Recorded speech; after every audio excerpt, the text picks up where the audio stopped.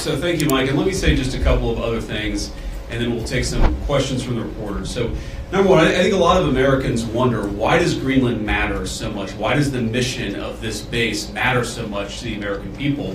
And I learned a lot about that today myself. Of course, you can read about it in a book, but I saw it up close and personal. And if, God forbid, to my fellow Americans, if a missile was fired from an enemy country or an enemy submarine into the United States, it is the people here before us who would give notice to our brave men and women further south in the United States to let people know what was coming and, God willing, to try to shoot it down and prepare for it. That's one of the things that we do at installations like this. We know that Russia and China and other nations are taking an extraordinary interest in Arctic passageways and Arctic naval routes, and indeed in the minerals of the Arctic territories. We need to ensure that America is leading in the Arctic, because we know that if America doesn't, other nations will fill the gap where we fall behind. So what you guys do is so critically important. I think a lot of Americans, certainly I, didn't realize it fully until President Trump started talking about the importance of our Arctic mission, about building upon it, and ensuring that America can lead in the Arctic for the next generation. And now I want to talk about, of course, the interaction and what Denmark, I think, has done, and sometimes in partnership with us, but let's be honest, what Denmark over the last 20 years has failed to do in some cases, because we know that unfortunately this place, this base, the surrounding area is less secure than it was 30, 40 years ago, because some of our allies haven't kept up. As China and Russia have taken greater and greater interest in Greenland, in this base, in the activities of the brave Americans right here, we know that too often our allies in Europe have not kept pace. They haven't kept pace with military spending, and Denmark has not kept pace in devoting the resources necessary to keep this base, to keep our troops, and in my view, to keep the people of Greenland safe from a lot of very aggressive incursions from Russia, from China, and from other nations. Now, President Trump, as he says all the time, and as a lot of people recognize, is a president of peace. We want to have good relationships with everybody. That includes, even to the extent possible, the Chinese and the Russians. But part of having good relations is showing your strength when you have to. And unfortunately, the story of Greenland over the past 20 years when it comes to security is that we've underinvested in the infrastructure, we've underinvested in the security architecture, and we've underinvested in the brave men and women who are doing a very hard job, as Mike said, to keep all of us safe. That has to change.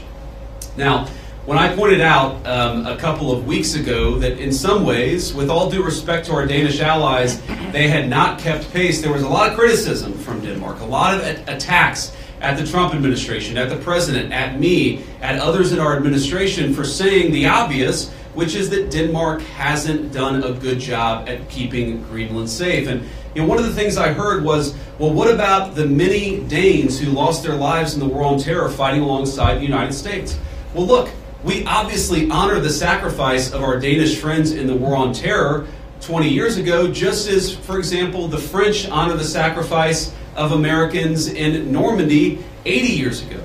But recognizing that there are important security partnerships in the past does not mean that we can't have disagreements with allies in the present about how to preserve our shared security for the future. And that's what this is about.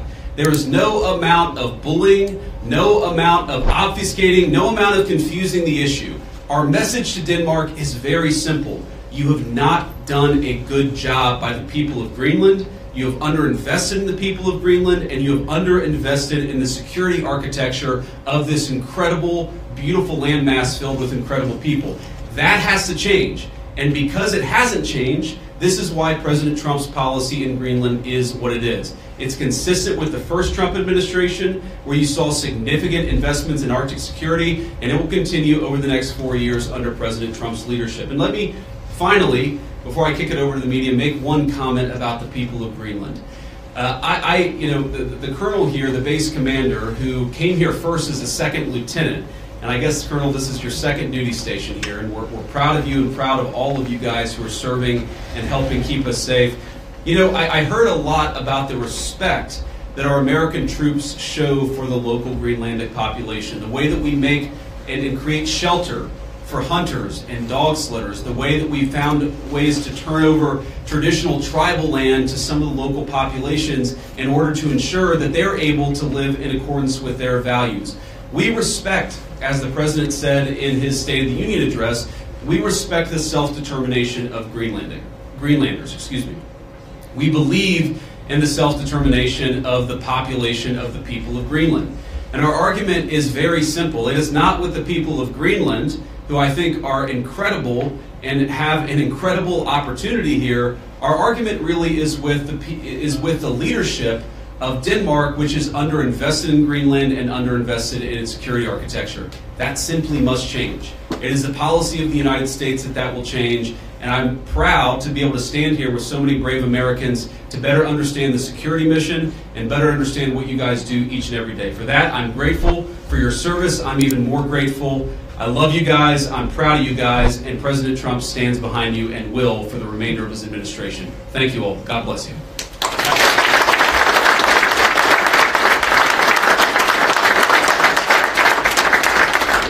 All right, now we'll take a few questions. Both of you guys have your hands up. Whoever can go first. Red scarf, go first. Okay, sure.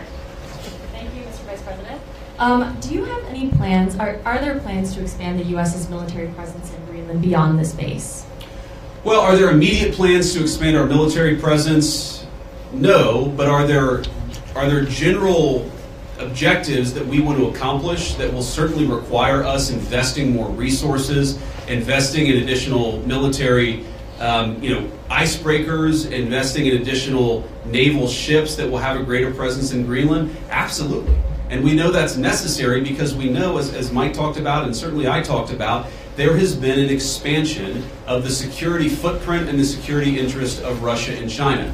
They're doing what they believe is in their interest. The United States must do what I know is in our interest, which is to make sure that Greenland is safe.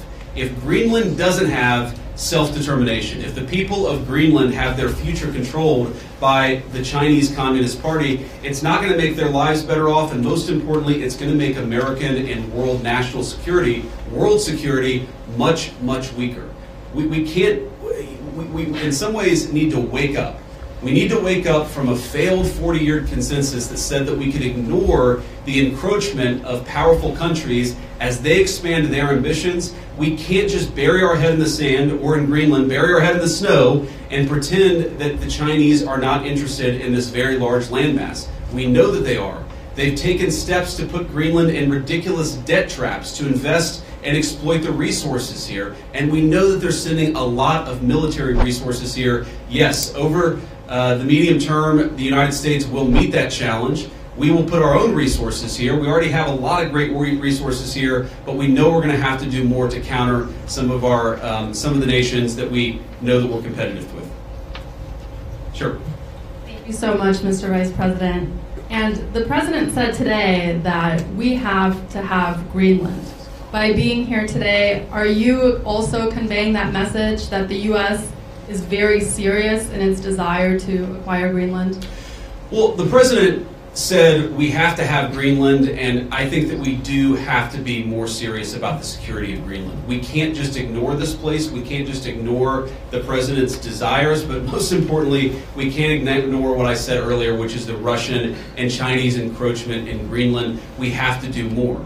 And what the President said in his State of the Union address, and he was very clear about this, is we respect the self-determination of the people of Greenland, but my argument again to them is I think that you'd be a lot better coming under the United States security umbrella than you have been under Denmark's security umbrella. Because what Denmark's security umbrella has meant is effectively they've passed it all off to brave Americans and hoped that we would pick up the tab. We're simply saying to the people of Greenland, when the President says we've got to have Greenland, he's saying this island is not safe. A lot of people are interested in it. A lot of people are making a play. We know that America cares about the security of this island for the sake of the people of Greenland, but also for the sake of the national security interests of the United States of America. So our message is very simple. Yes, the people of Greenland are going to have self-determination. We hope that they choose to partner with the United States because we're the only nation on earth that will respect their sovereignty and respect their security, because their security is very much our security, as these brave Americans show.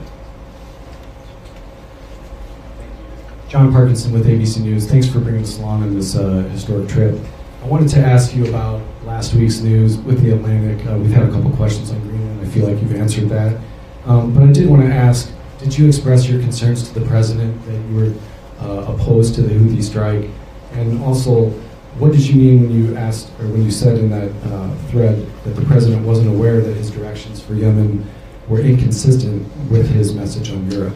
Well, I didn't quite say that. I think that's a slight bit misunderstanding of what I said, but we've talked, of course, in the American media about Signalgate, as I called it, for the past week. And here's what I told the president and the entire national security team, is that yes, it is in the interest of the United States of America to preserve navigation. Yes, it is in the interest of the United States to kill terrorists who are preventing navigation in the Red Sea, but we got to make sure that we do it right. We have to be careful. We have to make sure the timing is right. And of course, what that leak revealed, I think, is a private communication between the president's senior advisors about how best to prepare the American people for what we all thought we had to do, about the right timing of when we should do something, and of course, surfacing the strategic questions that we needed to decide and brief the president on so that he could ultimately make the decision about what we would do. What I saw in that Signal chat, and of course what I've seen in the President's senior national security team, is that sometimes we all agree and sometimes we all disagree, but it's important that we all have an honest conversation amongst ourselves and with the President of the United States about what we think is the best interest of the national security of the United States of America. I support the President's decision to strike the Houthis. I always supported the President's decision to strike the Houthis, and I support the national security team having the argument about how best to serve the American people. Go ahead. In your security briefing today, did you see specific threats coming from China and Russia, things that you did not know about before? Are we talking battleships, icebreakers, any type of military equipment, or is it economic? Well, I don't want to get too specific, but yes, we know that the Chinese are very, very interested in this island. We've seen some of the economic pressures that they've tried to place on Greenland.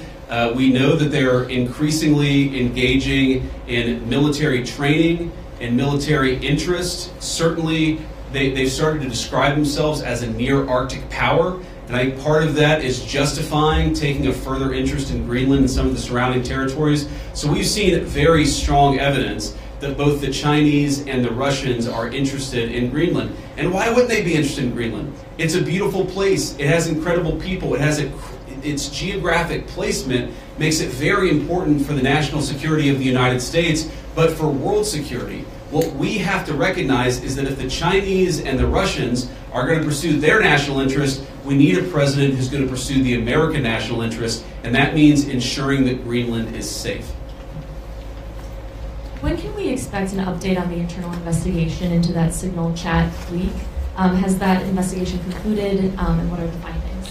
I think we'll get an update soon. Look, we take it very seriously. We all accept that a journalist should not have been invited into the chat, and members of the administration, including my dear friend Mike, have taken responsibility for it. But I find the American media's obsession with this issue very, very interesting, because I happen to remember about 4 years ago when American military leadership made a catastrophic error that got 13 innocent Americans killed in Afghanistan and had about $80 billion of military equipment turned over to one of the worst terrorist organizations in the world.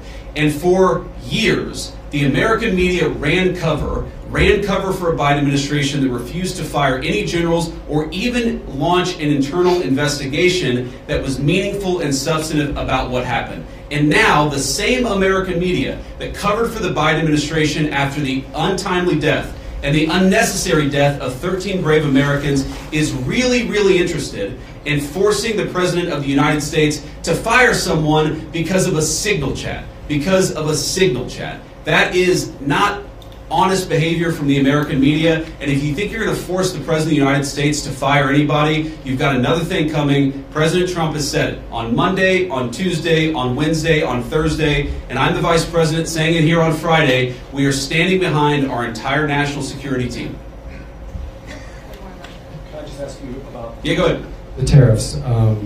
There's been some retaliation, some signals at least in the media that Canada's going to respond. Some of these others are going to respond to the president's tariffs. What's your message for Americans that are going to see cost increase on auto manufacturing, new cars, that kind of thing? Is it Buy America, or what's the message going forward there? Well, let me say a couple of things. First of all, for the Canadians, and we have many dear friends in Canada, and of course we love the Canadian people, but the Canadian leadership threatening retaliatory tariffs against the United States, as President Trump often says, they just don't have the cards. There is no way that Canada can win a trade war with the United States. What President Trump has said is that he wants to level the playing field. For decades, Canadian leadership has forced American farmers and American manufacturers to play by an unfair set of rules. All President Trump has said is that we're done playing by an unfair set of rules. If you're going to do something to our industries, then we're going to do something back to your industries. That's how you protect American manufacturing, and that's how you protect American jobs. Now, what I'd say to the American people is look, the president ran on this, and he said very clearly that we're done being the piggy bank of the entire world. For 40 years, in the same way that our European friends, I think, have neglected international security, for 40 years, a lot of our friends all over the world have used America as a piggy bank. They have used us to absorb all of their excess economic production. What does that mean for Americans? For Americans, that's meant manufacturing jobs declining, that's meant middle-class wages going down, that's meant whole towns that have been hollowed out by empty factories, and that means an America that is less safe because our manufacturing isn't as powerful now as it was 30 years ago. I've got all these brave Americans in front of me and a few behind me too. We want to send, if God forbid we have to send Americans to war, we want them to have weapons, the best weapons in the world that are manufactured in America and not in China. The way you do that is to rebuild the American manufacturing sector. The days of America being the piggy bank of the world, the days of closed factories, the days of people not being able to get a middle-class job in this country, they're over. And yes, that means we're going to have to fight back even against some of our friends and their unfair economic practices, but the long-term consequence of this is going to be higher wages, more manufacturing, and more economic security for the American people. We'll take a couple more questions. On Russia, has the U.S. agreed to those conditions that the Kremlin said were needed for that truce in the Black Sea? It included lifting sanctions imposed on Russian banks. Trump said this week that you were still looking at it. Well, there are a couple of different statements that are floating around out there, and some of them I think are mistranslations, and some of them are not totally clear what is even being asked for. But the president has said, and he's right, that I think we feel very good about where things are.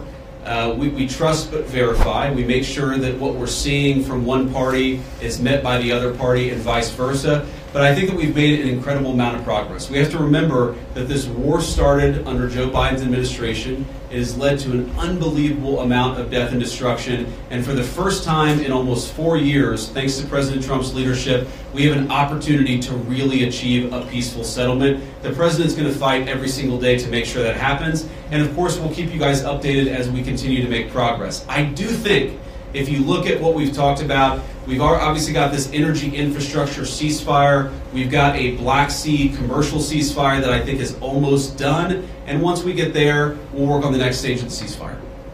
Yeah. The president has previously not ruled out military force when he's talking about taking over Greenland. But your rhetoric today is more about encouraging the Greenlandic people to vote for independence. Do you think the rhetoric has changed about that, or what's your message there? No, I don't think it's changed at all. Look, the president said clearly he doesn't think that military force is going to be necessary, but he absolutely believes that Greenland is an important part of the security, not just of the United States, but of the world, and of course the people of Greenland too. It's very simple. I think the president's been very consistent here from his State of the Union, from his inaugural address, and every public statement that he's made. This territory, Greenland, really matters for the security of the United States. It's extremely vulnerable right now, and if the people of Greenland were willing to partner with the United States, and I think that they ultimately will partner with the United States, we could make them much more secure, we could do a lot more protection, and I think they'd fare a lot better economically as well. This has to happen. And the reason it has to happen, I hate to say it, is because our friends in Denmark have not done their job in keeping this area safe. They just haven't done it. It's very simple. For all of our friends in the American media who attack the administration for pointing out the obvious, what is the alternative? To give up the North Atlantic? To give up the Arctic? To China, to Russia, and to other regimes that don't have the best interest of the American people at heart? We have no other option. We need to take a significant position in Greenland to keep the people here safe, but to keep our own country safe too. We'll do one or two more. Yeah. Trump said this week the U.S. would go as far as we have to go to acquire Greenland. In that same vein, that question, are there plans that have been drafted to use military force to take over Greenland? Well, what the president has said is that we need to have more of a position in Greenland. We need it, again, for the safety of the American people.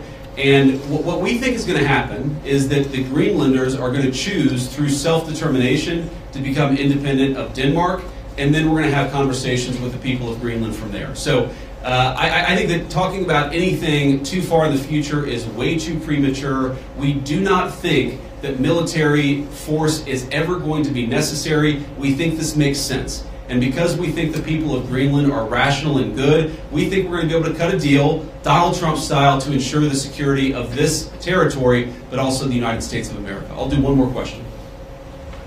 And you spoke about economic interests, how the U.S. could develop Greenland more economically. Could you speak a little bit more about that? I know Secretary Wright is here. Have you guys spoken about energy?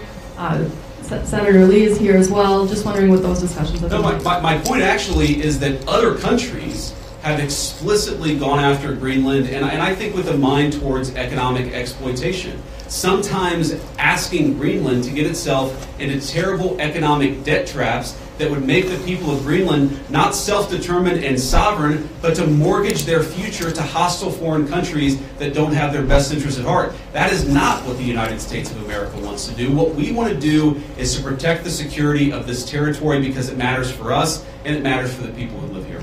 All right, guys, thank you all. And let me just say one more final word to the Guardians, the Airmen, the other service members gathered here.